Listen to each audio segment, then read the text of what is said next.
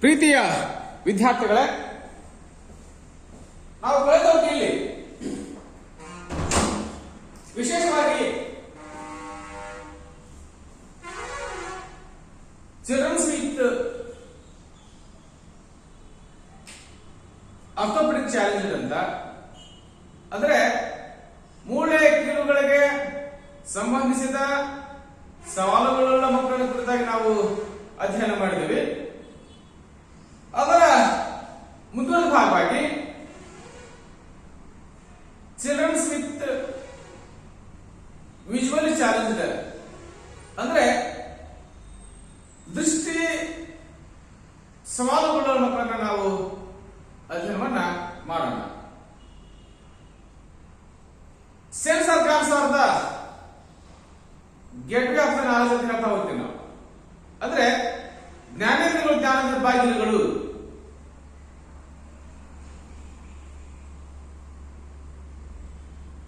ಈ ದೃಷ್ಟಿಕೋನದಿಂದ ನಾವು ನೋಡ್ತಾ ಹೋದ್ರೆ ಪಂಚೇಂದ್ರಿಯಗಳಲ್ಲಿ ಅತ್ಯಂತ ಪ್ರಮುಖವಾದಂತಹ ಸ್ಥಾನವನ್ನ ನಾವು ಕಣ್ಣಿಗೆ ಕೊಡ್ತಾ ಹೋಗ್ತೀವಿ. ಕಣ್ಣು, ಕಿವಿ, ಮೂಗು, ನಾಲಿಗೆ, ಚರ್ಮ ಏನಿವೆ ಇವು ನಮ್ಮ ಪಂಚೇಂದ್ರಿಯಗಳು. ಇದರಲ್ಲಿ ಪ್ರಮುಖವಾಗಿ 90% ಜ್ಞಾನ ಬರ್ತಕ್ಕಂಥದ್ದು ನಮ್ದಾಗಿದ್ದಂತಹ ಐಸ್ಗಳ ಮೂಲಕವಾಗಿ ಅಥವಾ ಕಣ್ಣಿನ ಮೂಲಕವಾಗಿ ಬರ್ತದೆ ಅನ್ನೋದನ್ನ ವಿಶೇಷವಾಗಿ ಹೇಳಬಹುದು. ಹಾಗಾಗಿ ಇತರ ಎಲ್ಲ ಇಂದ್ರಿಯಗಳು ಸಹಿತ ಒಟ್ಟಾಗಿ 10% ನಾವು ಜ್ಞಾನ ಪಡ್ಕೊಳ್ಳಕ್ಕೆ ಸಾಧ್ಯ ಆದರೆ ಕೇವಲ ಒಂದೇ ಇಂದ್ರಿಯ ಕಣ್ಣಿನಿಂದ ನಾವು ವಿಶೇಷವಾಗಿ 90% ಜ್ಞಾನವನ್ನು ಪಡ್ಕೊಳ್ಳಕ್ಕೆ ಸಾಧ್ಯ ಆಗ್ತದೆ. ಹಾಗಾಗಿ ಒಬ್ಬ ವ್ಯಕ್ತಿಗೆ ಇತರ ಎಲ್ಲ ಇಂದ್ರಿಯಗಳ ಮೂಲಕ ಪಡ್ಕಂತ ಅನುಭವಗಳಿರು ಮತ್ತು ಅವನ ಕಣ್ಣಿನಿಂದ ಬರ್ತಕ್ಕಂತಹ ಅನುಭವಗಳಿಗೂ ಸಹಿತ ಸಾಕಷ್ಟು ವ್ಯತ್ಯಾಸವನ್ನು ನಾವು ಕಾಣಬಹುದು. ಹಾಗಾಗಿ ವ್ಯಕ್ತಿಯ ಜ್ಞಾನಾರ್ಜನೆಯಲ್ಲಿ ಅಥವಾ ಜ್ಞಾನ ವಿಕಾಸದಲ್ಲಿ ನಾವು ದೃಷ್ಟಿಗೆ ಅಥವಾ ಕಣ್ಣಿಗೆ ಹೆಚ್ಚಿನ ಮಹತ್ವವನ್ನು ನಾವು ಕಾಣಬಹುದು. ಹಾಗಾಗಿ ವ್ಯಕ್ತಿಯ ಅನುಭವಿಸ್ತಕ್ಕಂಥ ಅನುಭವಗಳೇನಿದ್ದಾವೆ ಹೆಚ್ಚಿನ ಅನುಭವಗಳು ಸಹಿತ ದೃಶ್ಯೇಂದ್ರಿಯಗಳಾಗಿರುವುದರಿಂದ ಅವು ಅಂದ್ರೆ ಪ್ರತ್ಯಕ್ಷ ಅನುಭವದಿಂದ ಪಡ್ಕೊಳ್ತಕ್ಕಂಥ ಅನುಭವಗಳಾಗಿರೋದ್ರಿಂದ ನಾವು ನೋಡ್ತಾ ಹೋಗ್ತೀವಿ. ಅವು ವಿಶೇಷವಾಗಿ ನೇರವಾಗಿ ಮೆದುಳನ್ನ ತಲುಪಲಿಕ್ಕೆ ಸಾಧ್ಯ ಆಗ್ತದೆ.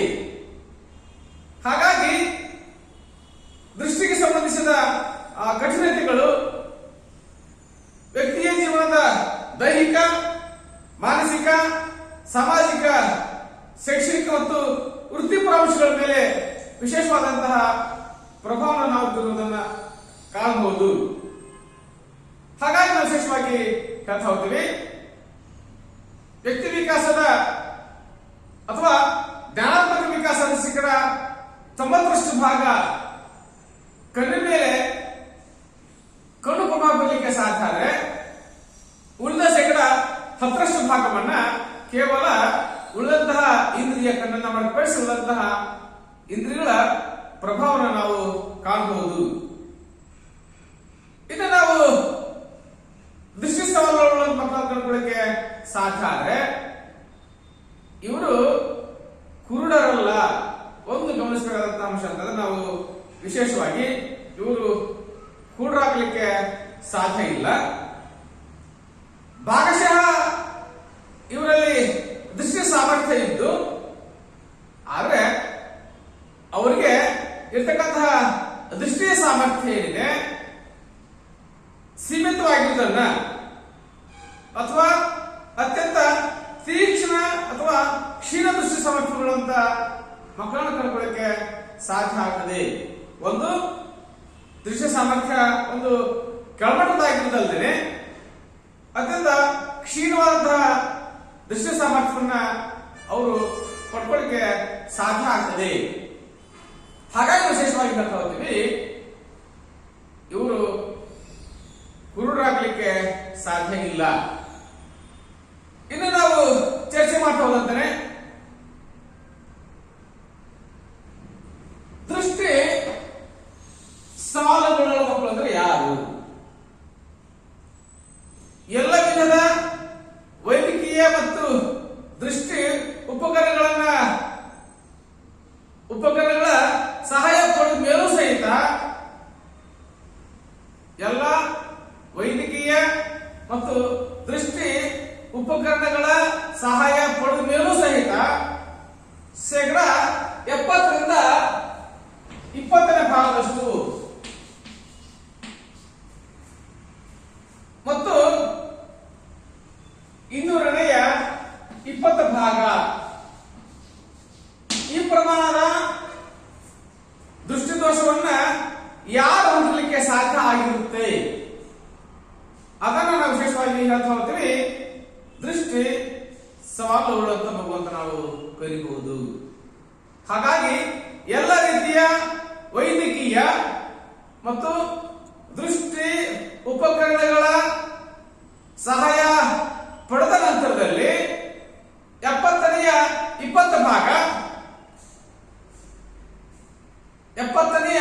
20 ಭಾಗದಿಂದ 200ನೇ 20 ಭಾಗದವರೆಗಿನ ದೃಷ್ಟಿ ತೀಕ್ಷ್ಣತೆಯಿಂದ ಹೊಂದಿರತಕ್ಕಂತಹ ಮಕ್ಕಳನ್ನ ಭಾಗಶಃ ಅಥವಾ ಅಪೂರ್ಣ ದೃಷ್ಟಿಯುಳ್ಳವರು ಅಂತ ಹೇಳಲಿಕ್ಕೆ ಸಾಧ್ಯ ಸಹಿತ ಆಗ್ತಾ ಹೋಗ್ತದೆ. ಹಾಗಿದ್ದಾದ್ರೆ ಈ ರೀತಿಯ ಮಗುವಿನಲ್ಲಿ ಅಥವಾ ಇಂಥ ಮಕ್ಕಳಲ್ಲಿ ಕಂಡುಬರ್ತಕ್ಕಂತಹ ಪ್ರಮುಖ ದೃಷ್ಟಿದೋಷಗಳು ಯಾವ್ಯಾವಿದ್ದಾವೆ? ಈ ರೀತಿಯ ಮಕ್ಕಳಲ್ಲಿ ಕಂಡುಬರ್ತಕ್ಕಂತಹ ಪ್ರಮುಖ ದೃಷ್ಟಿದೋಷ ಕಂಡುಕೊಳ್ಳಿಕ್ಕೆ ಸಾಧ್ಯ ಆದ್ರೆ, ಒಂದು ಸಮೀಪ ದೃಷ್ಟಿದೋಷ, ಅಂದ್ರೆ ಅವರಿಗೆ ಹತ್ತಿರದಂತ ವಸ್ತು ಕಾಣಲಿಕ್ಕೆ ಸಾಧ್ಯ ಇಲ್ಲ. ಇನ್ನ ದೂರದೃಷ್ಟಿ ದೋಷ, ಅವರಿಗೆ ದೂರದಂತಹ ವಸ್ತು ಕಾಣಲಿಕ್ಕೆ ಸಾಧ್ಯ ಇಲ್ಲ. ಇನ್ನ ಕಣ್ಣಿನ ಚಲನೆಯ ದೋಷಗಳು, ಅಂದ್ರೆ ತೀಕ್ಷ್ಣವಾಗಿ ಅತ್ಯಂತ ದೂರದವರೆಗೆ ದೃಷ್ಟಿಯನ್ನು ಹರಿಸಲಿಕ್ಕೆ ಸಾಧ್ಯ ಆಗುವುದಿಲ್ಲ. ಇನ್ನ ಓರ್ಗಣ್ಣಿನ ನೋಟ ಹೇಳ್ತಾರೆ, ವರ್ಷಗಣ್ಣ ಅಂತಿರ್ತಾರೆ. ವರ್ಷಗಣ್ಣ ಹಳ್ಳಿ ಭಾಷೆಯಲ್ಲಿ ನಾವು ಹೇಳ್ತಾ ಹೋಗ್ತೀವಿ, ವರ್ಷಗಣ್ಣ ಅಂತ ಹೇಳ್ತಾ ಹೋಗ್ತೀವಿ. ಇನ್ನ ಬೆಳಕಿನ ಭಯ, ಎಷ್ಟೋ ಜನರಿಗೆ ಲೈಟಿನ ಬೆಳಕಾಗಿ ಬರಲಿಕ್ಕೆ ಸಾಧ್ಯ ಆಗುವುದಿಲ್ಲ. ಸೂರ್ಯನ ಬೆಳಕು ಸಹಿತ ಅತಿಯಾಗಿ ಆ ಬೆಳಕು ಬಿದ್ರೆ ಅಥವಾ ಬಿಸಿಲಿದ್ರೆ ಸಹಿತ ಅವರಿಗೆ ಕಣ್ಣು ಸ್ವಲ್ಪ ದುಷ್ಟದೋಷದಲ್ಲಿ ವ್ಯತ್ಯಾಸವಾದ ಕಂಡುಕೊಳ್ಳಿಕ್ಕೆ ಸಾಧ್ಯ ಆಗದೆ. ಇನ್ನ ವರ್ಣ ದೃಷ್ಟಿ ದೋಷ ಅಂದ್ರೆ ನಿರ್ದಿಷ್ಟವಾದ ಬಣ್ಣಗಳನ್ನ ಗುರುತಿಸಲಿಕ್ಕೆ ಯಶಸ್ವಿಯಾದಂತಹ ವ್ಯವಸ್ಥೆ ಆದ ಸನ್ನಿವೇಶ ಏನಿದೆ ಅದನ್ನ ನಾವು ವಿಶೇಷವಾಗಿ ಹೇಳ್ತಾ ಹೋಗ್ತೀವಿ ವರ್ಣ ದೃಷ್ಟಿ ದೋಷ.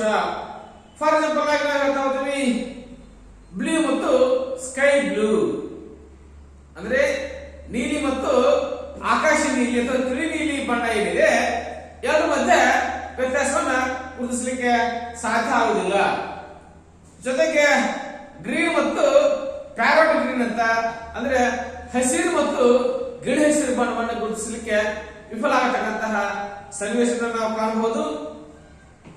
ರೆಡ್ ಮತ್ತು ಆರೆಂಜ್ ಅನ್ನ, ಅಂದ್ರೆ ಕೆಂಪು ಮತ್ತು ಏನು ಆರೆಂಜ್ ಕಿತ್ತಳೆ ಬಣ್ಣ ಏನಿದೆ ಅದನ್ನ ಗುರುತಿಸಲಿಕ್ಕೆ ಸಾಧ್ಯ ಆಗುವುದಿಲ್ಲ.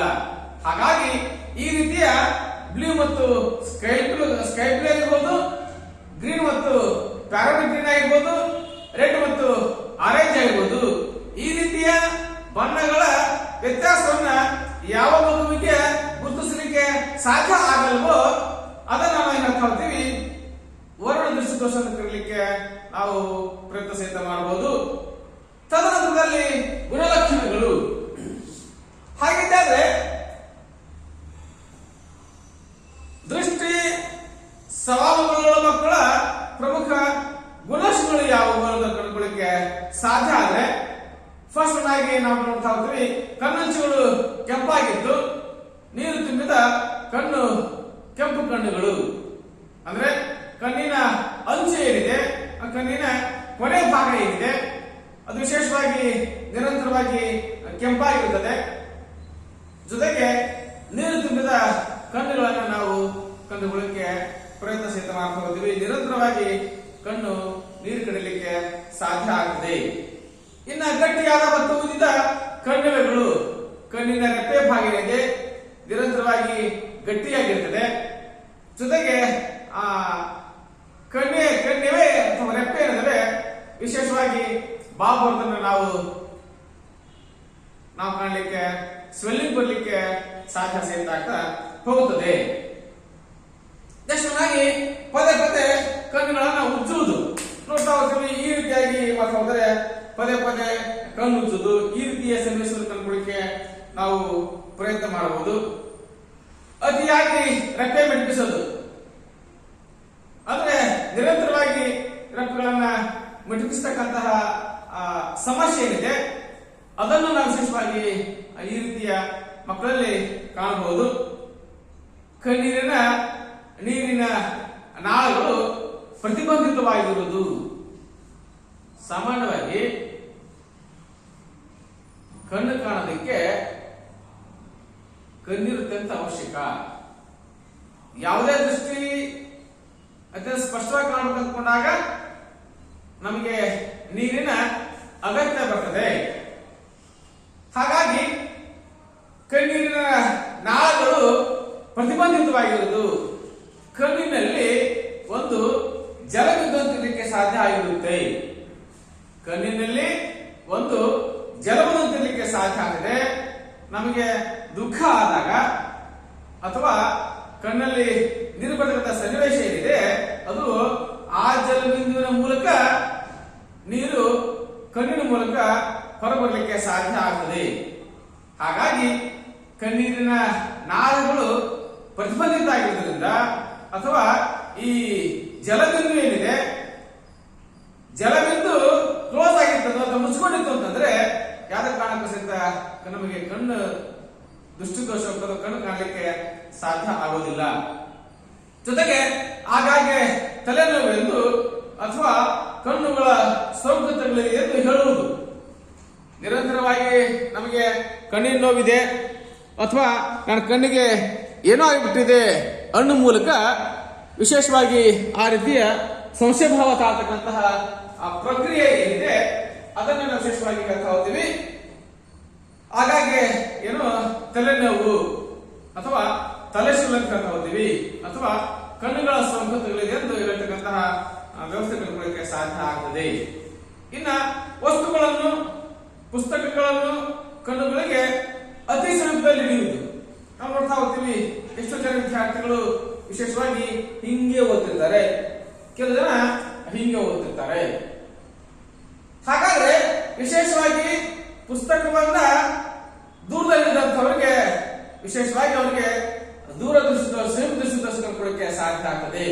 ಅವರಿಗೆ ಏನು ಸಮೀಪದಲ್ಲಿದ್ದಂತಹ ವಸ್ತು ಕಾಣಲಿಕ್ಕೆ ಸಾಧ್ಯ ಆಗುವುದಿಲ್ಲ. ಹಾಗಾಗಿ ಪುಸ್ತಕವನ್ನ ದೂರಕ್ಕೆ ಹಿಡಿದಿರುವುದನ್ನು ಕಂಡುಕೊಳ್ಳಕ್ಕೆ ಸಾಧ್ಯ ಆಗ್ತದೆ.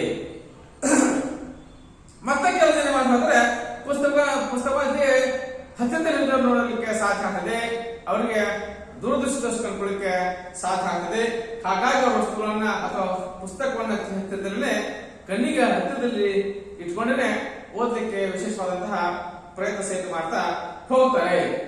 ಇನ್ನ ದೃಷ್ಟಿಯನ್ನು ಉತ್ತಮವಾಗಿ ಕೇಂದ್ರೀಕರಿಸುವುದಕ್ಕಾಗಿ ತಲೆಯನ್ನು ಬಾಗಿಸುವುದು ಅಥವಾ ಓರಿಗಣ್ಣಿನಿಂದ ನೋಡುವುದು. ಅಂದ್ರೆ ಒಂದ್ ಕಡೆ ಈ ರೀತಿಯಾಗಿ ನೋಡ್ತಕ್ಕಂಥ ಪ್ರಕ್ರಿಯೆ ಅಥವಾ ತಲೆಯನ್ನ ಬಾಗಿಸ್ತಕ್ಕಂಥದ್ದು ಅಥವಾ ಈ ರೀತಿಯಾಗಿ ನೋಡ್ತಾ ಹೋಗ್ತಾರೆ ಅಥವಾ ಒಂದ ಕಣ್ಣಿಂದ ಫೋಟೋಗ್ರಾಫರ್ ನೋಡೋದು.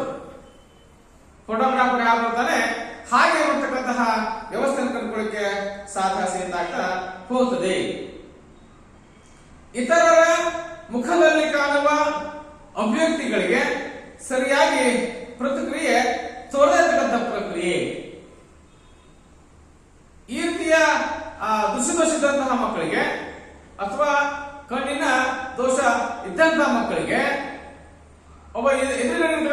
ವ್ಯಕ್ತಿಯ ಸಂತೋಷ, ದುಃಖ, ನೋವು, ಹತಾಶೆ, ಆಶಾಭಂಗ ಯಾವ ಸಿದ್ಧ ಕಾಣಲಿಕ್ಕೆ ಸಾಧ್ಯ ಆಗುದಿಲ್ಲ.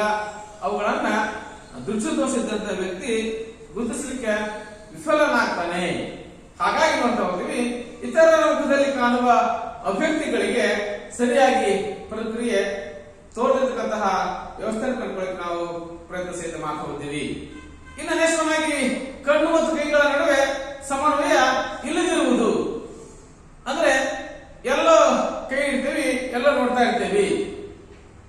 ನಾವು ನೋಡ್ತಕ್ಕಂತಹ ವಸ್ತು ಬೇರೆ, ಹಿಡ್ಕೊಳ್ತಕ್ಕಂತಹ ವಸ್ತು ಬೇರೆ. ನಾವು ಯಾವ ಕಡೆ ನೋಡ್ತಿರ್ತೀವಿ, ಯಾವ ಕಡೆ ಏನೋ ಕೆಲಸ ಮಾಡ್ತಾ ಇರ್ತೀವಿ. ಈ ರೀತಿಯ ವ್ಯವಸ್ಥೆಯನ್ನ ನಾವು ವಿಶೇಷವಾಗಿ ನೋಡಬಹುದು. ಹಾಗಾಗಿ ಕಣ್ಣು ಮತ್ತು ಕೈಗಳ ನಡುವೆ ಸಮನ್ವಯ ಇರತಕ್ಕಂತಹ ವ್ಯವಸ್ಥೆಯನ್ನ ನಾವು ವಿಶೇಷವಾಗಿ ನೋಡ್ತಾ ಹೋಗ್ತೀವಿ. ಇನ್ನ ಕಪ್ಪು ಹಲಗೆಯ ಮೇಲಿನ ಬರಹವನ್ನು ನೋಡಿ ಬರೆಯುವಾಗ ಇತರ ಮಕ್ಕಳ ಸಹಾಯ ಕೇಳುವುದು. ಮೇಷ್ಟು ಸ್ಕೂಲಲ್ಲಿ ಅಥವಾ ಕಾಲೇಜಲ್ಲಿ ಏನೋ ಬ್ಲಾಕ್ ಬೋರ್ಡ್ ಮೇಲೆ ಬರುತ್ತಾರೆ. ಬ್ಲಾಕ್ ಬೋರ್ಡ್ ಮೇಲೆ ಈಗ ಇಲ್ಲಿ ಬರೆದಿದ್ದೇವೆ, ಏನೋ ಬರದಾರಲ್ಲ ಅಲ್ಲಿ, ಏನಂತ ಬರೆದದ್ದು ಸ್ವಲ್ಪ ಹೇಳು, ನಮ್ಗೆ ಸ್ವಲ್ಪ ಹೇಳು ಅಂದ್ರೆ ಶಿಕ್ಷಕರ ಬರವಣಿಗೆ ಸ್ಪಷ್ಟವಾಗಿ ಕಾಣಿಸಲಾರದಿಂದ ಆ ವಿದ್ಯಾರ್ಥಿ ಮಾಡ್ತಾ ಹೋದರೆ ಅದರ ಸಹಾಯಕ್ಕಾಗಿ ಬೇರೆಯವರನ್ನ ಅವಲಂಬಿಸಲಿಕ್ಕೆ ಸಾಧ್ಯ ಆಗ್ತದೆ. ಹಾಗಾಗಿ ನಾವು ವಿಶೇಷವಾಗಿ ಕಪ್ಪು ಹಲಗೆ ಮೇಲೆ ಬರೆದಂತಹ ಬರಹವನ್ನ ನೋಡಿ ಬರೆಯುವ ಸಂದರ್ಭದಲ್ಲಿ ಇತರ ಮಕ್ಕಳ ಸಹಾಯವನ್ನ ಕೇಳ್ತಕ್ಕಂಥ ವ್ಯವಸ್ಥೆ ಕಂಡುಕೊಳ್ಳಿಕ್ಕೆ ಸಾಧ್ಯ ಆಗ್ತದೆ. ನೆಕ್ಸ್ಟ್ ಆಗಿ ಇತರ ಇಂದ್ರಿಯಗಳ ಮೇಲೆ ಹೆಚ್ಚಾಗಿ ಅವಲಂಬಿಸಿರುವುದು. ನೋಡುವುದಕ್ಕಿಂತ ಕೇಳಲು, ಮುಟ್ಟಿ ನೋಡಲು ಇಚ್ಛಿಸುವುದು. ಈಗ ಯಾರಿಗೆ ಕಣ್ಣು ಕಾಣದಿಲ್ವೋ ಅವ್ರಿಗೆ ಮಾಡ್ತಾ ಹೋದರೆ ಆ ದೃಷ್ಟಿದೋಷವನ್ನ ಮರೆಮಾಚದ ಅಲ್ಲದೆ ಅದನ್ನ ಮರೆಮಾಚೋದ್ರ ಜೊತೆಗೆ ಈ ಕಿವಿಯಿಂದ ಕೇಳಲಿಕ್ಕೆ, ಜೊತೆಗೆ ಮುಟ್ಟು ನೋಡ್ಲಿಕ್ಕೆ ಇಚ್ಛಿಸ್ತಕ್ಕ ಸಂದರ್ಭ ಕಂಡುಕೊಳ್ಳಿಕ್ಕೆ ಸಾಧ್ಯ ಆಗ್ತದೆ. ಈ ಮನೆಯಲ್ಲಿ ವಯಸ್ಸಾದಂತಹ ಅಜ್ಜಿ ತಾತ ಇರ್ತಾರೆ ನೋಡಿ. ಅಜ್ಜಿ ತಾತ ಇದ್ರು ಅಂತಂದ್ರೆ ಅವರು ವಯಸ್ಸಾಗ್ತದೆ, ದೃಷ್ಟಿದೋಷ ಅವರಿಗೆ ಪ್ರಾರಂಭ ಆಗ್ತದೆ, ಕಣ್ಣು ಸರಿಯಾಗಿ ಕಾಣೋದಿಲ್ಲ. ನೋಡಿಲ್ಲ ನೀನು ಮಮ್ಮ ಬಂದಾನ ಅಂತಂದ್ರೆ ಅವ್ರು ಹೇಳ್ತಿದ್ರು, ಯಾರವರು ಮುಟ್ಟಿ ನೋಡ್ತಿದ್ರು ನೀನು ಅದೇ ಗೊತ್ತಾಗತ್ತ ಗೊತ್ತಿಲ್ಲ, ಎಲ್ಲರೂ ಅದೇ ಚರ್ಮ ಇರುತ್ತೆ ಅಲ್ವೇ, ಅದು ಸಹಿತ ಅವ್ರಿಗೊಂದು ರೀತಿ ಸಮಾಧಾನ ಆಗ್ತದೆ. ಹಾಗಾಗಿ ಕಿವಿಯಿಂದ ಕೇಳಲಿಕ್ಕೆ, ಕೈಯಿಂದ ಮುಟ್ಟು ನೋಡ್ಲಿಕ್ಕೆ ವಿಶೇಷವಾಗಿ ಇಚ್ಛೆ ಪಡೋದನ್ನು ನಾವು ಕಾಣಬಹುದು.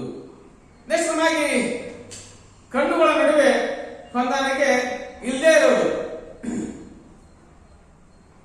ಉದಾಹರಣೆಗೆ ಒಂದು ಕಣ್ಣು ಚಿಕ್ಕದು, ಒಂದು ಕಣ್ಣು ದೊಡ್ಡದು ಅಂತಿರ್ತಾರೆ ನೋಡಿ.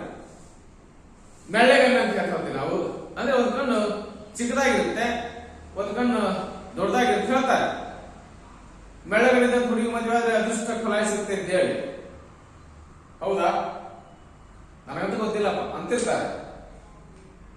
ಮೆಳ್ಳಗಣ್ಣು ಹುಡುಗಿ ಮದುವೆ ಆದ್ರೆ ಅದೃಷ್ಟ ಫಲಾಯಿಸುತ್ತೆ, ನೌಕರಿದವರಿಗೆ ಜಾಬ್ ಸಿಗುತ್ತೆ, ಸಂಪತ್ತಿನವರಿಗೆ ಸಂಪತ್ತು ಸಿಗುತ್ತೆ.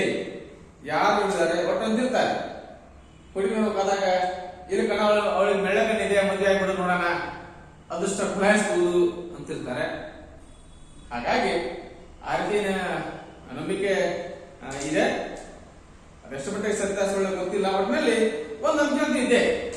ಏನಂದ್ರೆ ಮೆಳ್ಳಗಣ್ಣು ಹುಡುಗಿ ಮದುವೆ ಆದ್ರೆ ಅಥವಾ ಹುಡುಗ ಸಿಕ್ಕರೆ ಅದೃಷ್ಟ ಫಲಾಯಿಸುತ್ತೆ ಅಂತಕ್ಕಂತಹ ನಂಬಿಕೆನ ನಾವು ವಿಶೇಷವಾಗಿ ನೋಡಬಹುದು.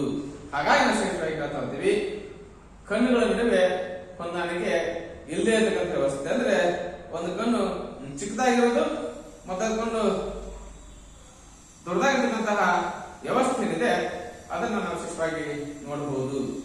ನೆಕ್ಸ್ಟ್ ಆಗಿ ಬಂಧಗಳ ವ್ಯತ್ಯಾಸ ತಿಳಿಯಲಿಕ್ಕೆ ಅಸಮರ್ಥತೆ ಅನ್ನ ವ್ಯಕ್ತಪಡಿಸೋದು. ಅಂದ್ರೆ ನಾನು ಆಗ್ಲೇ ಚರ್ಚೆ ಮಾಡ್ತಾ ಹೋಗಿದ್ದೆ, ವರ್ಣ ದೃಷ್ಟಿಕೋಶದಲ್ಲಿ ಚರ್ಚೆ ಮಾಡ್ತಾ ಹೋಗಿದ್ದೆ ನಾವು. ಏನಂದ್ರೆ ನಿರ್ದಿಷ್ಟವಾಗಿ ಬಣ್ಣಗಳನ್ನು ಗುರುತಿಸಲಿಕ್ಕೆ ಸಾಧ್ಯವಾಗದ ಸ್ಥಿತಿ ಏನಿದೆ ಅದನ್ನ ನಾವು ವಿಶೇಷವಾಗಿ ನೋಡ್ತಾ ಹೋಗ್ತೀವಿ. ಬ್ಲೂ ಮತ್ತು ಸ್ಕೈ ಬ್ಲೂ, ಗ್ರೀನ್ ಮತ್ತು ಪ್ಯಾರೋಟ್ ಗ್ರೀನ್, ರೆಡ್ ಮತ್ತು ಆರೆಂಜ್, ಈ ರೀತಿಯ ವ್ಯವಸ್ಥೆ ಏನಿದೆ ಅದನ್ನ ನಾವು ವಿಶೇಷವಾಗಿ ಹೇಳ್ತಾ ಹೋಗ್ತೀವಿ. ಒಬ್ಬ ವ್ಯಕ್ತಿಯಿಂದ ಬಣ್ಣಗಳನ್ನ ಗುರುತಿಸಲಿಕ್ಕೆ ಇರ್ತಕ್ಕಂತಹ ಅಸಮರ್ಥತೆ ಏನಿದೆ ಅದನ್ನ ನಾವು ವಿಶೇಷವಾಗಿ ಹೇಳ್ತಾ ಹೋಗ್ತೀವಿ ವರ್ಣ ದೃಷ್ಟಿ ದೋಷ ಅನ್ನ ನಾವು ಚರ್ಚೆ ಮಾಡ್ತಾ ಹೋಗ್ತೀವಿ. ತದನಂತರದಲ್ಲಿ ಮಿತವಾದ ಪರಿಧಿಯ ದೃಷ್ಟಿ ಅಂದ್ರೆ ನಿರ್ದಿಷ್ಟ ದೂರದವರೆಗೆ ನಿರ್ದಿಷ್ಟ ಅವಧಿಯವರೆಗೆ ಮಾತ್ರ ಅವರಿಂದ ಏನ್ ಮಾಡ್ತಾರೆ ಒಂದು ದೃಷ್ಟಿನ ಹರಿಸಲಿಕ್ಕೆ ಅವರಿಂದ ಸಾಧ್ಯ ಆಗ್ತದೆ. ನಿರಂತರವಾಗಿ ಒಂದೇ ವಸ್ತುವನ್ನ ಕೂತ್ ನೋಡ್ಲಿಕ್ಕೆ ಅವ್ರಿಂದ ಸಾಧ್ಯ ಆಗುದಿಲ್ಲ. ಕೆಲವು ಜನಕ್ಕೆ ಅತಿಯಾಗಿ ಟಿವಿ ನೋಡಿದ್ರೆ ಏನಾಗ್ತದೆ ತಲೆನೋವು ಬರುತ್ತೆ, ಅಥವಾ ಕೆಲವು ಜನಕ್ಕೆ ಅರ್ಧ ತಲೆಶೂಲೆ ಬರುತ್ತೆ, ಅರ್ಧ ತಲೆನೋವು. ಇವೆಲ್ಲ ಯಾಕಾಗ್ತವೆ? ಇವೆಲ್ಲ ದೃಷ್ಟಿದೋಷದ ಪ್ರಾರಂಭಿಕ ಹಂತಗಳನ್ನು ಕಂಡುಕೊಳ್ಳಕ್ಕೆ ಸಾಧ್ಯ ಆಗ್ತದೆ. ಹಾಗಾಗಿ ಮಿತವಾದಂತಹ ಪರಿಧಿಯ ದೃಷ್ಟಿ, ನಿರಂತರವಾಗಿ ಒಂದು ವಸ್ತುವನ್ನ ಒಂದೇ ಚಟುವಟಿಕೆಯಲ್ಲಿ ಅವರಿಗೆ ತೊಡಲಿಕ್ಕೆ ಸಾಧ್ಯ ಆಗುದಿಲ್ಲ. ನಿರ್ದಿಷ್ಟ ಸಮಯ ನಿರ್ದಿಷ್ಟ ಅವಧಿಯವರೆಗೆ ಮಾತ್ರ ಅವರಿಗೆ ಅದರಲ್ಲಿ ತೊಡಸ್ತಕ್ಕಂತಹ ಸಾಮರ್ಥ್ಯವನ್ನು ನಾವು ಕಾಣಬಹುದು. ದೇಶವಾಗಿ ಪುಸ್ತಕಗಳಿಂದ ಚಿಕ್ಕ ಅಕ್ಷರಗಳನ್ನು ಓದಲು ತುಂಬಾ ಕಷ್ಟಪಡುತ್ತಾನೆ. ನಾವು ನೋಡ್ತಾ ಹೋಗ್ತೀವಿ ಪುಸ್ತಕದಲ್ಲಿ ಈ ದೊಡ್ಡ ಅಕ್ಷರಗಳು ಕಾಣಿಸ್ತವೆ, ಆದ್ರೆ ಚಿಕ್ಕ ಅಕ್ಷರಗಳನ್ನ ಅವನಿಗೆ ಓದಲಿಕ್ಕೆ ತುಂಬಾ ಕಷ್ಟ ಆಗ್ತದೆ. ಹಾಗಾಗಿ ಚಿಕ್ಕ ಚಿಕ್ಕ ಅಕ್ಷರಗಳನ್ನ ಆ ವಿದ್ಯಾರ್ಥಿಗೆ ಓದಲಿಕ್ಕೆ ಸಾಧ್ಯ ಆಗುದಿಲ್ಲ. ಅದಕ್ಕಾಗಿ ಅವನು ಏನ್ ಮಾಡ್ತಾ ಇದ್ದಾನೆ, ತುಂಬಾ ಕಷ್ಟಪಡೋದನ್ನ ನಾವು ಕಾಣಬಹುದು. ಇನ್ನು ನಡೆಯುವಾಗ ಎಡವುವುದು ಬೀಳುವುದು ಸಾಮಾನ್ಯವಾಗಿರುತ್ತೆ. ಅಂದ್ರೆ ದಾರಿಯಲ್ಲಿ ಅವನಿಗೆ ಕಲ್ಲು ಮುಳ್ಳುಗಳು ಕಾಣಲಿಕ್ಕೆ ಸಾಧ್ಯ ಆಗುದಿಲ್ಲ. ಒಂದೇನೋ ಕಲ್ಲು ಬಿದ್ದಿದೆ, ಎಡವು ಬಿದ್ದು ಬಿಡ್ತಾನೆ, ಏನೋ ಮುಳ್ಳು ಚುಚ್ಚಿ ಬಿಡುತ್ತೆ, ಕುತ್ಕೋತಾನೆ. ಈ ರೀತಿಯ ಎಡವುದು ಮತ್ತು ಬೀಳುವುದು ಸಮಾನವಾಗಿ ನಾವು ಕಾಣಲಿಕ್ಕೆ ಪ್ರಯತ್ನ ಸಹಿತ ಮಾಡಬಹುದು. ಇನ್ನು ನಾವು ಈ ಎಲ್ಲ ರೀತಿಯ ದೃಷ್ಟಿ ಸವಾಲುಗಳನ್ನ ಅಥವಾ ದೃಷ್ಟಿಯ ಸಮಸ್ಯೆಗಳನ್ನ ನಾವು ಹೇಗೆ ಗುರುತಿಸ್ತಾ ಹೋಗ್ತೀವಿ ಅಂತಂದ್ರೆ ಸ್ನೇಹಲೈನ್ ಚಾರ್ಟ್ ಮೂಲಕವಾಗಿ. ಸ್ನೇಹಲೈನ್ ಚಾರ್ಟ್ ಅಂತಂದ್ರೆ ಈ ವಿಶೇಷವಾಗಿ ಈ ಐ ಹಾಸ್ಪಿಟಲ್ಗಳಲ್ಲಿ ಅಂದ್ರೆ ಕಣ್ಣಿನ ಡಾಕ್ಟರ್ ಇರ್ತಾರೆ. ಆ ಐ ಹಾಸ್ಪಿಟಲ್ಗಳಲ್ಲಿ ನಿಮ್ಮ ದೃಷ್ಟಿದೋಷವನ್ನ ಪರೀಕ್ಷೆ ಮಾಡೋದಕ್ಕಾಗಿ ಒಂದು ಚಾರ್ಟ್ ಅನ್ನು ಬಳಕೆ ಮಾಡ್ತಾ ಹೋಗ್ತಾರೆ. ಒಂದು ದೊಡ್ಡ ಅಕ್ಷರ ಮೊದಲು ತೋರಿಸ್ತಾ ಹೋಗ್ತಾರೆ ಅವರು. ದೊಡ್ಡ ಆಮೇಲೆ ಆಮೇಲೆ ಆಮೇಲೆ ಹೀಗೆ ಮಾಡ್ತಾ ಹೋಗ್ತಾರೆ. ಈ ಚಾರ್ಟ್ ಏನಿದೆ ಇದನ್ನ ನಾವು ವಿಶೇಷವಾಗಿ ಹೇಳ್ತಾ ಹೋಗ್ತೀವಿ ಸ್ನೇಹಲೈನ್ ಚಾರ್ಟ್ ಅಂತ ಹೇಳ್ತಾ ಹೋಗ್ತೇವೆ ನಾವು. ಸ್ನೇಹಲೈನ್ ಚಾರ್ಟ್ ಅಂದ್ರೆ kind of the I chart ಅಂತೆ. ಕಣ್ಣಿನ ದೃಷ್ಟಿದೋಷವನ್ನ ಪರೀಕ್ಷೆ ಮಾಡೋದಕ್ಕಾಗಿ ಬಳಕೆ ಮಾಡಬಹುದಾದಂತಹ ಚಾರ್ಟ್ ಏನಿದೆ ಅಥವಾ ಚಿತ್ರಪಟ ಏನಿದೆ ಅದನ್ನ ನಾವು ಹೇಳ್ತಾ ಹೋಗ್ತೀವಿ ಸ್ನೇಹಲೈನ್ ಐ ಚಾರ್ಟ್ ಅಂತ. ಹಾಗಾಗಿ ಒಂದು ಮಗುವಿನ ಒಬ್ಬ ವ್ಯಕ್ತಿಯ ದೃಷ್ಟಿದೋಷವನ್ನ ಪರೀಕ್ಷೆ ಮಾಡೋದಕ್ಕಾಗಿ ಬಳಕೆ ಮಾಡಲ್ಪಟ್ಟಂತಹ ಈ ಚಾರ್ಟ್ ಏನಿದೆ ಅಥವಾ ಈ ಚಿತ್ರಪಟ ಏನಿದೆ, this is A kind of the I chart ಅಂತೆ. ಸ್ನೇಹಲೈನ್ ಅಂತ ಅದಕ್ಕೆ ನಾವು ಕರಿತಕ್ಕಂತ ಪ್ರಯತ್ನ ಸಹಿತ ಮಾಡ್ತಾ ಹೋಗ್ತೀವಿ. ಹಾಗಿದ್ದರೆ ಇವರ ಶೈಕ್ಷಣಿಕ ಕ್ರಮಗಳು ಏನೇನು, ಶಿಕ್ಷಕ ಆಗಿ ಏನು ಕ್ರಮ ಕೈಗೊಳ್ಳಲಿಕ್ಕೆ ವಿಶೇಷವಾದಂತಹ ಪ್ರಯತ್ನ ಮಾಡಬಹುದು ಅನ್ನೋದನ್ನ ಚರ್ಚೆ ಮಾಡಬಹುದಂತೆ. ದೃಷ್ಟಿ ಸವಾಲುಗಳಂತ ಮಕ್ಕಳಿಗೆ ಸಾಮಾನ್ಯ ಮಕ್ಕಳ ಜೊತೆಗೆ ಸಾಮಾನ್ಯ ತರಗತಿಯಲ್ಲಿ ನಾವು ಅವರಿಗೆ ಶಿಕ್ಷಣ ಕೊಡಲಿಕ್ಕೆ ಸಾಧ್ಯ ಆಗ್ತದೆ. ಹಾಗಾಗಿ ಇವರಿಗೆ ಯಾವುದೋ ಒಂದೇ ರೀತಿಯ ಪಠ್ಯಕ್ರಮವನ್ನು ನಾವು ಪಾಠ ಮಾಡಬಹುದು. ಆದರೆ ಸಾಮಾನ್ಯ ತರಗತಿಯಲ್ಲಿ ಸಾಮಾನ್ಯ ಪಠ್ಯಕ್ರಮವನ್ನು ಬೋಧಿಸುವ ಮೂಲಕ ಅವರಿಗೆ ಶಿಕ್ಷೆ ಕೊಡಬಹುದು. ಆದ್ರೆ ಈ ದೃಷ್ಟಿದೋಷಿದ್ದಂತಹ ಮಗುವಿಗೆ ಅಥವಾ ಕಣ್ಣಿನ ಸಮಸ್ಯೆ ಇದ್ದಂತಹ ಈ ಮಗು ಏನಿದೆ ಅವನಿಗೆ ಸ್ಪರ್ಶ ಮತ್ತು ಶ್ರವಣಗಳ ಮೂಲಕ ಮಾಡ್ತಾನೆ ಅನುಭವಗಳನ್ನ ಗಳಿಸತಕ್ಕಂತಹ ಸಾಮರ್ಥ್ಯವಾಗಿರುತ್ತದೆ. ಹಾಗಾಗಿ ಸ್ಪರ್ಶ ಮತ್ತು ಶ್ರವಣದ ಅನುಭವಗಳ ಮೂಲಕ ವಿಷಯವನ್ನ ಗ್ರಹಿಸ್ತಾನೆ. ಆದ್ರಿಂದ ಇವರಿಗೆ ವಿಶೇಷ ಪಠ್ಯಕ್ರಮದ ಅಗತ್ಯ ಇರಲಿಕ್ಕೆ ಸಾಧ್ಯ ಆಗುವುದಿಲ್ಲ. ಇವರಿಗೆ ಕಲಿಸಲಿಕ್ಕೆ ಬಹು ಇಂದ್ರಿಯ ಅನುಭವಗಳನ್ನ ಅಂದ್ರೆ ಮಲ್ಟಿ ಸೆನ್ಸ್ ಎಕ್ಸ್ಪೀರಿಯನ್ಸ್ ಟೆಕ್ನಾಲಜಿ ಅಂತ ಕೇಳ್ತಾ ಹೋಗ್ತೀವಿ ನಾವು. ಬಹು ಇಂದ್ರಿಯ ಅನುಭವಗಳ ತಂತ್ರ ಅಂದ್ರೆ ಮಲ್ಟಿ ಸೆನ್ಸ್ ಎಕ್ಸ್ಪೀರಿಯನ್ಸ್ ಟೆಕ್ನಾಲಜಿ ಏನಿದೆ ಅದನ್ನ ನಾವು ಬಳಕೆ ಮಾಡ್ತಾ ಹೋಗಿದ್ದಾರೆ. ಶಿಕ್ಷಕ ಉತ್ತಮವಾಗಿ ಪಾಠ ಮಾಡಲಿಕ್ಕೆ ಪ್ರಯತ್ನ ಸಹಿತ ಮಾಡಬಹುದು. ತದನಂತರದಲ್ಲಿ ಇವರಿಗೆ ನಿರಂತರವಾಗಿ ವೈದ್ಯಕೀಯ ತಪಾಸಣೆ ಮಾಡಿಸಬೇಕು, ಮೆಡಿಕಲ್ ಚೆಕಪ್ ಅನ್ನು ಮಾಡಿಸಬೇಕು, ಅದು ಅತ್ಯಂತ ಅವಶ್ಯಕ. ತದನಂತರದಲ್ಲಿ ಚಾಕ್ಷುಷ ಸಾಧನಗಳ ಬಳಕೆ ಅಂದ್ರೆ ಕನ್ನಡ ಸ್ಪೆಕ್ಟ ಇರ್ಬೋದು ಅಥವಾ ಸಂಪರ್ಕ ಮಸೂರ ಏನು ನಾವು ಲೆನ್ಸ್ ಗಳನ್ನ ಬಳಕೆ ಮಾಡ್ತಾ ಹೋಗ್ತೀವಿ. ಸಂಪರ್ಕ ಮಸೂರಗಳನ್ನ ನಾವು ಯೂಸ್ ಮಾಡಲಿಕ್ಕೆ ಸಾಧ್ಯ ಆಗಿರಬೇಕು. ಜೊತೆಗೆ ಚಿಕ್ಕ ದೂರದರ್ಶಕ ಅಂದ್ರೆ ಸ್ಮಾಲ್ ದುರ್ಬಿನ್ ಅಂತ ಹೇಳ್ತಾ ಹೋಗ್ತೀವಿ. ನಾವೆಲ್ಲ ಟೂರ್ಗಳಲ್ಲಿ ಈ ದುರ್ಬಿನ್ಗಳನ್ನ ಬಳಕೆ ಮಾಡ್ತಾ ಹೋಗ್ತೀವಿ ನೋಡಿ. ನಿಮ್ಗೆಲ್ಲ ಗೊತ್ತಿದೆ, ಟೂರ್ಗೆಲ್ಲ ಹೋಗಿದ್ರಲ್ಲ ಇವೆಲ್ಲ. ಆ ಟೂರ್ಗಳಲ್ಲಿ ನಾವು ನಿಸರ್ಗವನ್ನ ನೋಡೋದಕ್ಕಾಗಿ ಬಳಕೆ ಮಾಡತಕ್ಕಂತಹ ದುರ್ಬಿನ್ ಏನಿದೆ ಅವುಗಳನ್ನ ವರ್ಗ ಕೋಣೆಯಲ್ಲಿ ಪ್ರತಿಯೊಬ್ಬ ದೃಷ್ಟಿದೋಷಿದ್ದಂತ ಮಗುವಿಗೆ ನಾವು ಇಂಡಿವಿಜುವಲ್ ಆಗಿ ಅಥವಾ ವ್ಯಕ್ತಿಗತವಾಗಿ ಕೊಟ್ಟದ್ದೇ ಆದ್ರೆ ಆ ಮಗುವಿಗೆ ಮಾಡ್ತಾ ಹೋಗ್ತದೆ ಅತ್ಯಂತ ಯಶಸ್ವಿಯಾಗಿ ಅದನ್ನ ಬಳಕೆ ಮಾಡ್ಕೊಳ್ಳೋ ಮೂಲಕ ಒಳ್ಳೆ ವಿದ್ಯಾರ್ಥಿ ಆಗಲಿಕ್ಕೆ, ಒಳ್ಳೆ ಶಿಕ್ಷಣ ಪಡ್ಕೊಳ್ಳಿಕ್ಕೆ ಸಾಧ್ಯ ಆಗ್ತದೆ. ಹಾಗಾಗಿ ಏನು ಈ ಸ್ಮಾಲ್ ದುರ್ಬಿನ್ ಏನಿದೆ ಅಥವಾ ಚಿಕ್ಕ ದೂರದರ್ಶಕ ಏನಿದೆ ಅದನ್ನು ನಾವು ಬಳಕೆ ಮಾಡ್ಕೊಳ್ಳೋ ಮೂಲಕ ಮಗುವಿಗೆ ಒಳ್ಳೆ ಪಾಠ ಬೋಧನೆ ಮಾಡಲಿಕ್ಕೆ ವಿಶೇಷವಾದಂತಹ ಪ್ರಯತ್ನ ಸಹಿತ ಮಾಡಬಹುದು. ಇನ್ನು ನಾವು ನೋಡ್ತಾ ಹೋಗ್ತೀವಿ ಸಹಪಠ್ಯ ಚಟುವಟಿಕೆಗಳ ಮೂಲಕ ಆ ಮಗುವಿನ ಆ ಕೀಳರಿಮೆ ಭಾವನೆಯನ್ನ ಜೊತೆಗೆ ಅಭದ್ರತೆ ಭಾವನೆಯನ್ನ ನಾವು ಹೋಗಲಾಡಿಸಬಹುದು. ಪ್ರಸ್ತುತ ತೀರ್ಮಾನಗಳಲ್ಲಿ ಈ ದೃಷ್ಟಿದೋಷಿದ್ದಂತ ಮಗುವಿನಲ್ಲಿ ಸಾಕಷ್ಟು ಟ್ಯಾಲೆಂಟ್ ಇರ್ತಾ ಹೋಗುತ್ತೆ. ಅವನೊಬ್ಬ ಉತ್ತಮ ಸಂಗೀತಗಾರ ಆಗಬಹುದು, ಉತ್ತಮವಾದಂತಹ ಆಕ್ಟರ್ ಸಹಿತ ಆಗಬಹುದು. ಹಾಗಾಗಿ ನಾವು ವಿಶೇಷವಾಗಿ ಹೇಳ್ತಾ ಹೋಗ್ತೀವಿ ಈ ರೀತಿಯ ಮಕ್ಕಳಿಗೆ ಅವರ ಪ್ರತಿಭೆಯನ್ನ ಹೊರಹಾಕುವುದಕ್ಕಾಗಿ ಹಲವಾರು ಸಹಪಾಠಿ ಚಟುವಟಿಕೆಗಳನ್ನ ಆಯೋಜನೆ ಮಾಡುವ ಮೂಲಕ ಅವರಿಗೆ ಅವುಗಳಲ್ಲಿ ಭಾಗವಹಿಸಲಿಕ್ಕೆ ಅವಕಾಶ ಕೊಡುವುದರ ಮೂಲಕವಾಗಿ ಅವರಲ್ಲಿರ್ತಕ್ಕಂತಹ ಕೀಳರಿಮೆ ಭಾವನೆಯನ್ನ ಜೊತೆಗೆ ಈ ಅಭದ್ರತೆ ಏನಿದೆ ಅದನ್ನ ಸಾಧಾರಣ ಮಟ್ಟಿಗೆ ದೂರ ಮಾಡಲಿಕ್ಕೆ ವಿಶೇಷವಾದಂತಹ ಪ್ರಯತ್ನ ಸಹಿತ ಮಾಡ್ತಾ ಹೋಗಬೇಕು. ಇತ್ತೀಚೆಗೆ ನೋಡ್ತಾ ಹೋಗ್ತೇವೆ ನಾವು ನಮ್ದಾಗಿದ್ದಂತಹ ಈ ಬ್ಲೈಂಡ್ ಕ್ಯಾಲ್ಕುಲೇಟರ್ಗಳು ಬಂದವೆ, ಬ್ಲೈಂಡ್ ವಾಚ್ಗಳು ಬಂದವೆ, ಮತ್ತೆ ಬ್ಲೈಂಡ್ ಸ್ಟಿಕ್ಗಳು ಸಹಿತ ಬರಲಿಕ್ಕೆ ಸಾಧ್ಯ ಆಗಿದೆ. ಜೊತೆಗೆ ಇವಾಗ ಬ್ಲೈಂಡ್ ಮಕ್ಕಳಿಗಾಗಿ ಬ್ರೈಲ್ ಮೊಬೈಲ್ಗಳನ್ನು ಕರ್ಕೊಳ್ಳಿಕ್ಕೆ ಸಾಧ್ಯ ಆಗಿದೆ. ಬ್ರೈಲ್ ಲಿಪಿ ಬರುತ್ತದೆ, ಬ್ರೈಲ್ ಇರ್ತಕ್ಕಂತಹ ಕ್ಲಾಕ್ಗಳು ಬರಲಿಕ್ಕೆ ಸಾಧ್ಯ ಆಗಿದೆ.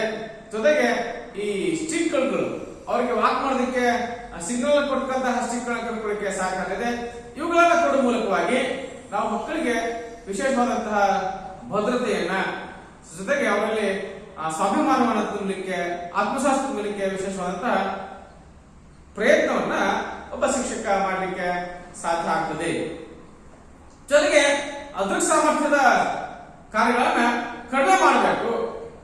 ಅಂದ್ರೆ ಅವರಿಗೆ ಕಣ್ಣು ಕಾಣಲಿಕ್ಕೆ ಸಾಧ್ಯ ಆಗುದಿಲ್ಲ, ದೃಷ್ಟಿ ದೋಷ ಇದೆ ಅನ್ಕೊಂಡಾಗ ಕಣ್ಣಿನ ಬಳಕೆ ಮಾಡತಕ್ಕಂತಹ ಚಟುವಟಿಕೆಗಳನ್ನ ಕಡಿಮೆ ಮಾಡಿ ಆ ವಿದ್ಯಾರ್ಥಿಗಳಿಗೆ ಸ್ಪರ್ಶ ಮತ್ತು ಶ್ರವಣ ಶಕ್ತಿಯ ಆಧಾರದ ಮೇಲೆ ಸಾಧ್ಯ ಆದ ಮಟ್ಟಿಗೆ ಶಿಕ್ಷಣ ಕೊಡಲಿಕ್ಕೆ ಸಾಧ್ಯ ಆಗಬೇಕು. ಅಂದ್ರೆ ಬರವಣಿಗೆ ದೋಷ ಇದ್ದ ಬರವಣಿಗೆ ಮಾಡಿ ಬರೋದ ಅವರಿಂದ ಸಾಧ್ಯ ಆಗಕೊಂಡ ಮೇಲೆ ಅವರಿಗೆ ವಿಶೇಷವಾಗಿ ಶ್ರವಣ ಸಾಮರ್ಥ್ಯಕ್ಕೆ ವಿಶೇಷ ಆದ್ಯತೆ ಕೊಡಬೇಕು. ಜೊತೆಗೆ ಒಂದು ಶ್ರವಣ ಕಲಿಕೆ, ಒಂದು ಸ್ಪರ್ಶ ಕಲಿಕೆಗೆ ವಿಶೇಷವಾದಂತಹ ಆದ್ಯತೆ ಕೊಡಲಿಕ್ಕೆ ಸಾಧ್ಯ ಆಗಬೇಕು. ಇನ್ನ ದೃಷ್ಟಿದೋಷದಂತಹ ಮಕ್ಕಳಿಗೆ ತರಗತಿಯಲ್ಲಿ ಮುಂದೆ ಸಾಲಿನಲ್ಲಿ ಕೂತ್ಕೊಳ್ಳಿಕ್ಕೆ ಆಸನಗಳ ವ್ಯವಸ್ಥೆ ಮಾಡೋದು. ಸಾಮಾನ್ಯವಾಗಿ ನಾವು ನೋಡ್ತಾ ಹೋಗ್ತೀವಿ ಎಲ್ಲ ಶಾಲೆಗಳಲ್ಲಿ ಈ ದೃಷ್ಟಿದೋಷದಂತ ಮಕ್ಕಳನ್ನ ಒಂದನೇ ಡೆಸ್ಕ್ ಅಲ್ಲೇ ಮೊದಲ ಡೆಸ್ಕ್ ಅಲ್ಲಿ ಕೂರಿಸೋದನ್ನು ಕಂಡುಕೊಳ್ಳಿಕ್ಕೆ ಸಾಧ್ಯ ಆಗ್ತದೆ. ಇನ್ನು ತರಗತಿಯಲ್ಲಿ ಉತ್ತಮ ಬೆಳಕಿನ ವ್ಯವಸ್ಥೆ ಮಾಡಬೇಕು. ಅಂದ್ರೆ ಬ್ಲಾಕ್ ಬೋರ್ಡ್ ಎಲ್ಲ ಮಕ್ಕಳಿಗೆ ಕಾಣ್ತಕ್ಕಂಥ ರೀತಿಯಲ್ಲಿ ಉತ್ತಮವಾದಂತಹ ವ್ಯವಸ್ಥೆ ಮಾಡಲಿಕ್ಕೆ ಸಾಧ್ಯ ಆಗಿರಬೇಕು. ಇನ್ನು ಗ್ರಂಥಾಲಯದಲ್ಲಿ, ಲೈಬ್ರರಿಗಳಲ್ಲಿ ಅಥವಾ ಗ್ರಂಥಾಲಯಗಳಲ್ಲಿ ಪುಸ್ತಕಗಳನ್ನು ಓದಲಿಕ್ಕೆ ಮಸೂರಗಳ ವ್ಯವಸ್ಥೆ ಕಲ್ಪಿಸಬೇಕು. ಅಂದ್ರೆ ಈ ವಿಶೇಷವಾಗಿ ನಾವು ಸ್ಪೆಷಲ್ ಟೇಬಲ್ ಗಳನ್ನೇ ನೋಡ್ತಾ ಹೋಗ್ತೀವಿ. ನಾವು ಪ್ರೈವೇಟ್ ಸ್ಕೂಲ್ಗಳಲ್ಲಿ ನೋಡ್ತಾ ಹೋಗ್ತೀವಿ ನಾವು. ಅಂದ್ರೆ ಈ ರೀತಿಯ ಪ್ರೈವೇಟ್ ಸ್ಕೂಲ್ ಏನಿದೆ, ಅಂತರ ಶಾಲೆಗಳಿದ್ದಾವೆ. ಆ ಶಾಲೆಗಳಲ್ಲಿ ಇದ್ದಂತಹ ಗ್ರಂಥಾಲಯ ಇರ್ಬೋದು ಅಥವಾ ಪ್ರಯೋಗಾಲಯಗಳಲ್ಲಿ ಈ ಟೇಬಲ್ಗಳಿಗೆ ಲೆನ್ಸ್ ಗಳನ್ನ ದೊಡ್ಡದಾದಂತಹ ಆ ಟೇಬಲ್ ಅಳತೆಯ ಲೆನ್ಸ್ ಗಳನ್ನ ಮಾಡ್ತಾರೆ ಅಳವಡಿಸೋದನ್ನು ಕಂಡುಕೊಳ್ಳಿಕ್ಕೆ ಸಾಧ್ಯ ಆಗ್ತದೆ. ಅಥವಾ ಎಡ್ಜಲ್ಲಿರ್ತಕ್ಕಂತಹ ಈ 1.5 ಅಥವಾ 2 ಅಡಿ ಅಂತರದಲ್ಲಿ ಸಹಿತ ಲೆನ್ಸ್ ಗಳನ್ನ ಅಳವಡಿಸ್ತಕ್ಕಂಥ ವ್ಯವಸ್ಥೆ ನಾವು ಕಾಣಬಹುದು. ಹಾಗಾಗಿ ಓದ್ತಕ್ಕಂತಹ ಟೇಬಲ್ಗಳಿಗೆ ಅಥವಾ ವಿದ್ಯಾರ್ಥಿಯ ಡೆಸ್ಕ್ಗಳಿಗೆ ಅಥವಾ ಸಿಟ್ಟಿಂಗ್ ಗ್ಯಾಸ್ ಏನಿದೆ ಅದಕ್ಕೂ ಸಹಿತ ಸಂಪೂರ್ಣ ಲೆನ್ಸ್ಗಳ ಅಥವಾ ಮಸೂರಗಳ ಅಳವಡಿಕೆಯನ್ನು ವಿಶೇಷವಾಗಿ ಕಾಣಲಿಕ್ಕೆ ಸಾಧ್ಯ ಆಗ್ತದೆ. ಇನ್ನ ಉಬ್ಬಿದ ಸಂಖ್ಯೆಗಳ ಕೈ ಗಡಿಯಾರ ಅಂದ್ರೆ ಬ್ರೈಲ್ ಇರ್ತಕ್ಕಂತಹ ವಾಚ್ಗಳು, ಜೊತೆಗೆ ಬ್ರೈಲ್ ಕಂಪ್ಯೂಟರ್ಗಳಿರ್ಬೋದು, ಜೊತೆಗೆ ಕಡಿಮೆ ದೃಷ್ಟಿಗೆ ಸಹಾಯಕವಾದಂತಹ ಉಪಕರಣಗಳನ್ನ ವಿಶೇಷವಾಗಿ ಅಭಿವೃದ್ಧಿಗೊಳಿಸಲಿಕ್ಕೆ ಪ್ರಯತ್ನ ಮಾಡಬೇಕು. ಜೊತೆಗೆ ಇಂತಹ ಎಲೆಕ್ಟ್ರಾನಿಕ್ ಸಾಧನಗಳನ್ನ ಮುಂತಾದ ಉಪಕರಣಗಳನ್ನ ಸಾಧ್ಯ ಮಟ್ಟಿಗೆ ಬಳಕೆ ಮಾಡಲಿಕ್ಕೆ ಅವರಿಗೆ ತರಬೇತಿಯನ್ನು ಕೊಡಬೇಕು. ಇನ್ನ ಪರಿಚಯಾತ್ಮಕ ಮತ್ತು ಸಂಚಲನ ಕೌಶಲ ಅಂದ್ರೆ ಅವ್ರಿಗೆ ನಡೆದಾಟಕ್ಕೆ ಕಲಿಸಬೇಕು. ನಡೆದಾಟಕ್ಕೆ ಕಲಿಸಬೇಕು. ನಡೆಯುವುದು ಮನೆಯಲ್ಲಿ, ಊಟದ ಮನೆಯಲ್ಲಿದೆ, ಡೈನಿಂಗ್ ಹಾಲ್ ಎಲ್ಲಿದೆ, ಟಾಯ್ಲೆಟ್ ಎಲ್ಲಿದೆ, ಬಾತ್ರೂಮ್ ಎಲ್ಲಿದೆ, ಹಾಲ್ ಎಲ್ಲಿದೆ, ಬೆಡ್ರೂಮ್ ಎಲ್ಲಿದೆ, ಇವುಗಳನ್ನ ವಿಶೇಷವಾಗಿ ಮಕ್ಕಳಿಗೆ ಕಲಿಸಬೇಕು. ಫಾರ್ ಎಕ್ಸಾಂಪಲ್ ಆಗಿ ಏನಿಲ್ಲ ಹಾಲಲ್ಲಿ ಇದೆಯಾ, ಹಾಲಿಂದ ಎಡಗಡೆಗೆ ಹೋದ್ರೆ ಶೌಚಾಲಯ ಬರುತ್ತೆ, ಎಷ್ಟು ಹೆಜ್ಜೆ ಹೋಗ್ಬೇಕು ನಾನು ಅಲ್ಲಿಂದ, 10 ಹೆಜ್ಜೆ 20 ಹೆಜ್ಜೆ ಹೋದ್ರೆ ಶೌಚಾಲಯ ಬರುತ್ತೆ. ಹಾಗೆ ಸ್ಟ್ರೇಟ್ ಆಗ 20 ಹೆಜ್ಜೆ ಹೋದ್ರೆ ನಿನಗೆ ಇವತ್ತದೆ ಡೈನಿಂಗ್ ಹಾಲ್ ಬರುತ್ತೆ. ಬಲಗಡೆ 10 ಹೆಜ್ಜೆ ತಿರುಗಿದ್ರೆ ಇವತ್ತದೆ ನಿನಗೆ ಬೆಡ್ರೂಮ್ ಬರ್ತದೆ. ಈ ರೀತಿಯ ಏನು ವಾಕಿಂಗ್ ಸ್ಟೈಲ್ಸ್ ಗಳನ್ನ ಅಥವಾ ಸ್ಕಿಲ್ಸ್ ಮಕ್ಕಳಿಗೆ ಕಲಿಸಲಿಕ್ಕೆ ಸಾಧ್ಯ ಆಗಬೇಕು. ಈ ಹಾಲಿಂದ 3 ಹೆಜ್ಜೆ ಕೆಳಗಿಳಿದ್ರೆ ನಿನಗೆ ಬರ್ತದೆ ಸ್ಟೆಪ್ಸ್ ಬರ್ತಾ ಹೋಗ್ತವೆ. ಮಕ್ಕಳಿಗೆ ಗೊತ್ತಲಿಕ್ಕೆ ಸಾಧ್ಯ ಆಗುದಿಲ್ಲ, ಕಣ್ಣು ಕಾಣಲಿಕ್ಕೆ ಸಾಧ್ಯ ಇಲ್ಲ. ಹಾಗಾಗಿ ಈ ರೀತಿಯ ಸಂಚಲನ ಕೌಶಲ್ಯಗಳನ್ನು ಮಕ್ಕಳಿಗೆ ಕಲಿಸಿದ್ದಾರೆ. ಒಂದು ಮಗು ವಿಶೇಷವಾಗಿ ಯಾರ ಸಹಾಯ ಇಲ್ಲಾಂದ್ರೆ ತಾನೇ ಸ್ವತಂತ್ರವಾಗಿ ನಡೆಯೋದನ್ನ ತನ್ನ ದೈನಂದಿನ ಚಟುವಟಿಕೆಗಳಲ್ಲಿ ಅಥವಾ ದೈನಂದಿನ ಕ್ರಿಯಾ ಚಟುವಟಿಕೆಗಳಲ್ಲಿ ತನ್ನನ್ನು ತಾನು ಯಾರ ಸಹಾಯ ಇರಲಾಗನೆ ಸ್ವತಂತ್ರವಾಗಿ ಕಲೀಲಿಕ್ಕೆ ಅಥವಾ ಮಾಡ್ಕೊಳ್ಳಿಕ್ಕೆ ಸಾಧ್ಯ ಆಗ್ತದೆ. ಹಾಗಾಗಿ ಮಗುವಿಗೆ ಪರಿಚಯಾತ್ಮಕ ಮತ್ತು ಸಂಚಲನ ಕೌಶಲ್ಯಗಳನ್ನು ಕಲಿಸಲಿಕ್ಕೆ ಸಾಧ್ಯ ಆಗಿರಬೇಕು. ಇನ್ನ ಸಾಮಾಜಿಕ ಕೌಶಲ್ಯಗಳು ಯಾರು ಬಂದಿದ್ದಾರೆ ಅವ್ರ ಧ್ವನಿಯ ಆಧಾರದ ಮೇಲೆ ಅದನ್ನು ಸಹಿತ ಮಕ್ಕಳಿಗೆ ಕಲಿಸಲಿಕ್ಕೆ ಸಾಧ್ಯ ಆಗಿರಬೇಕು. ದೈನಂದಿನ ಜೀವನ ಕೌಶಲ್ಯಗಳು ಅಂದ್ರೆ ಶೌಚಕ್ರಿಯೆಗಳಾಗಿರ್ಬೋದು, ಊಟ ಇರ್ಬೋದು, ಸ್ವಚ್ಛತೆ, ನಿದ್ದೆ, ವಿಶೇಷವಾಗಿ ಅವನ್ನ ಮುಗಿಸ್ಕೊಳ್ಳಿಕ್ಕೆ ಅವರಿಗೆ ವಿಶೇಷವಾದಂತಹ ತರಬೇತಿ ಕೊಡಲಿಕ್ಕೆ ಸಾಧ್ಯ ಆಗಿರಬೇಕು. ಇನ್ನು ಇಂದ್ರಿಯ ತರಬೇತಿ, ಕಣ್ಣಂತೂ ಕಾಣಲಿಕ್ಕೆ ಸಾಧ್ಯ ಇಲ್ಲ, ಅದು ಬಿಟ್ಟು ಹಾಕಿಬಿಡು ನೀನು. ಇತರ ಇಂದ್ರಿಯಗಳನ್ನ ಅವಲಂಬಿಸಿಕೊಳ್ಳುವ ಮೂಲಕ ನೀನು ಎಲ್ಲ ಚಟುವಟಿಕೆಯಲ್ಲಿ ಭಾಗವಹಿಸಲಿಕ್ಕೆ ನಿನ್ನಲ್ಲಿ ಸಾಮರ್ಥ್ಯ ಇದೆ. ಕಣ್ಣನ್ನು ಹೊರತುಪಡಿಸಿ ಇತರ ಇನ್ನು 4 ಇಂದ್ರಿಯಗಳಿದ್ದಾವೆ, ಅವುಗಳನ್ನ ನೀನು ಅತಿ ಯಶಸ್ವಿಯಾಗಿ ಬಳಕೆ ಮಾಡಿಕೊಳ್ಳುವ ಮೂಲಕ ನಿನ್ನ ಸಾಮರ್ಥ್ಯವನ್ನು ತೋರಿಸತಕ್ಕಂತಹ ಶಕ್ತಿ ನಿನ್ನಲ್ಲಿದೆ. ಅದನ್ನು ವ್ಯಕ್ತಪಡಿಸಲಿಕ್ಕೆ ಅವರಿಗೆ ವಿಶೇಷವಾದಂತಹ ಅವಕಾಶ ಕೊಡಲಿಕ್ಕೆ ಸಾಧ್ಯ ಆಗಿರ್ಬೇಕು ಎಂದು ನಾವು ಮಕ್ಕಳಿಗೆ ತಿಳಿಸಬೇಕು. ಹಾಗಾಗಿ ಇಂದ್ರಿಯಗಳಿಗೆ ವಿಶೇಷ ತರಬೇತಿಯನ್ನು ಕೊಡಲಿಕ್ಕೆ ಸಾಧ್ಯ ಆಗಿರಬೇಕು. ಇನ್ನ ಶಿಕ್ಷಕರ ಪಾತ್ರ, ಶಿಕ್ಷಕರ ತರಗತಿ ಶಿಕ್ಷಕರು ವಿಶೇಷವಾಗಿ ಮೂರ್ತ ಅನುಭವಗಳನ್ನು ಒದಗಿಸಿ ಅವರಿಗೆ ಮಾಡಿ ಕಲಿಯಲಿಕ್ಕೆ ವಿಶೇಷವಾದಂತಹ ಸಹಾಯ ಮಾಡಬೇಕು. ಇನ್ನು ಅವರಿಗೆ ವಿಶೇಷವಾಗಿ ಘಟಕ ಪದ್ಧತಿಯಿಂದ ಪಾಠ ಬೋಧನೆ ಮಾಡಬೇಕು. ನಿರ್ದಿಷ್ಟ ಘಟಕ ಪದ್ಧತಿಯಿಂದ ಅವರಿಗೆ ಪಾಠ ಬೋಧನೆ ಮಾಡಲಿಕ್ಕೆ ಸಾಧ್ಯ ಆಗಿರಬೇಕು. ಜೊತೆಗೆ ಓದುವುದು, ಬರೆಯುವುದು, ಗಣಿತ, ಕಲೆ, ದೈಹಿಕ ಚಟುವಟಿಕೆಗಳನ್ನ ಸಮನ್ವಯಗೊಳಿಸುವ ಮೂಲಕವಾಗಿ ಪೂರ್ಣ ರೀತಿಯ ಅನುಭವ ಪಡೆಯಲಿಕ್ಕಾಗಿ ಅವರಿಗೆ ಉತ್ತಮವಾದಂತಹ ಅವಕಾಶ ಕೊಡಲಿಕ್ಕೆ ಸಾಧ್ಯ ಇರಬೇಕು. ಇನ್ನು ಭಾಗಶಃ ದೃಷ್ಟಿ ಸಾಮರ್ಥ್ಯಗಳಂತಹ ಮಕ್ಕಳಿಗೆ ವೃದ್ಧಿಪಡಿಸತಕ್ಕಂತಹ ಮಸೂರುಗಳನ್ನ ಒದಗಿಸುವುದು, ಜೊತೆಗೆ ಹೊಂದಾಣಿಕೆ ಮಾಡಬಹುದಂತಹ ಮೇಜುಗಳನ್ನ ಒದಗಿಸುವ ಮೂಲಕವಾಗಿ ಉತ್ತಮ ಭಂಗಿಯನ್ನ, ಗರಿಷ್ಠ ಮಟ್ಟದ ದೃಷ್ಟಿ ದಕ್ಷತೆಯನ್ನ ಪಡಿಬಹುದು. ಹಾಗಾಗಿ ನಾವು ವಿಶೇಷವಾಗಿ ನೋಡ್ತಾ ಹೋಗ್ತೀವಿ, ಶಿಕ್ಷಕ ಮನಸ್ಸನ್ನು ಮಾಡಿದ್ದಾರೆ, ಎಂತ ರೀತಿಯ ಸವಾಲುಗಳು ಮಕ್ಕಳು ಸಹಿತ ನಾವು ಸರಿದಾರಿಗೆ ತರಬಹುದು. ಅವನಲ್ಲಿ ಜ್ಞಾನವನ್ನ ಉಂಟು ಮಾಡಲಿಕ್ಕೆ ವಿಶೇಷವಾದಂತಹ ಪ್ರಯತ್ನ ಮಾಡಬಹುದು. ಹಾಗಾಗಿ ಶಿಕ್ಷಕ ಮನಸ್ಸನ್ನು ಮಾಡ್ತಾ ಇದ್ರೆ ಯಾವುದು ಅಸಾಧ್ಯ ಅಲ್ಲ ಅಂತ ಹೇಳುವ ಮೂಲಕ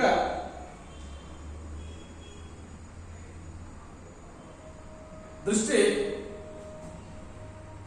ಸವಾಲುಗಳಂತ ಮಗು ಎಲ್ಲರ ಹಾಗೆ ಬದುಕಿ ಬಾಳಿಕೆ ಸಾಧ್ಯ ಇದೆ ಅನ್ನೋದನ್ನ ಹೇಳ್ತಾ ಎಲ್ಲರಿಗೂ ಧನ್ಯವಾದಗಳು.